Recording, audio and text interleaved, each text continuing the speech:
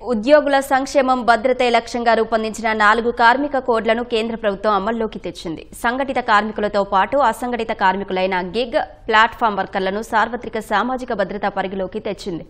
ఉద్యోగులందరికీ నియామక లేఖలను తప్పనిసరి చేసి పారదర్శకత, స్థిరమైన ఉపాధికి లిఖితపూర్వక హామీ ఇచ్చేలా చేసింది.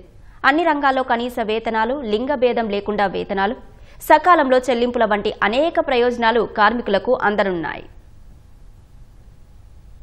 ఉద్యోగుల సంక్షేమం భద్రతే లక్ష్యంగా 29 పాత చట్టాలను ఏకీకృతం చేస్తూ రూపొందించిన 4 కార్మిక స్మృతుల్ని కేంద్రం నోటిఫై చేసింది. ఈ మేరకు పారిశ్రామిక సంబంధాల కోడ్ 2020, సామాజిక భద్రతా కోడ్ 2020, పని భద్రత, ఆరోగ్యం, పని పరిస్థితుల కోడ్ 2020 అమల్లోకి తెచ్చినట్టు ప్రకటించింది. ఉద్యోగ భద్రత, సామాజిక భద్రత, సమాన వేతనాలు, మహిళా సాధికారత, గిగ్ వర్కర్లు, ప్లాట్ఫామ్ కార్మికులు వంటి అసంఘటిత రంగ కార్మికులకు రక్షణ కల్పించడంలో ఈ సంస్కరణలు మైలురాయిగా నిలుస్తాయి ని కేంద్రం తన ప్రకటనలో పేర్కొంది. కొత్త స్మృతుల ప్రకారం ఉద్యోగులందరికీ నియామక పత్రం జారీ చేయడం తప్పనిసరి చేశారు. ఇది ఉద్యోగ భద్రత, పారదర్శకత, స్థిరమైన ఉపాధికి లిఖితపూర్వక హామీ ఇస్తుందని తెలిపింది. గిగ్, ప్లాట్ఫామ్ కార్మికులు, ఉద్యోగులందరికీ పీఎఫ్, ఈఎస్ఐసి, బీమా మొదలైన సామాజిక భద్రత కల్పించాలని నిర్దేశించింది. ఫిక్స్డ్ టర్మ్ ఉద్యోగులు, ఎఫ్టీఈలకు సెలవులు, వైద్యం, సామాజిక భద్రత సహా పర్మనెంట్ కార్మికులకు సమానమైన అన్ని ప్రయోజనాలు అందించాలని పేర్కొంది. ఎఫ్టీఈలు ఒక ఏడాది సర్వీస్ పూర్తి చేసుకున్నప్పటికీ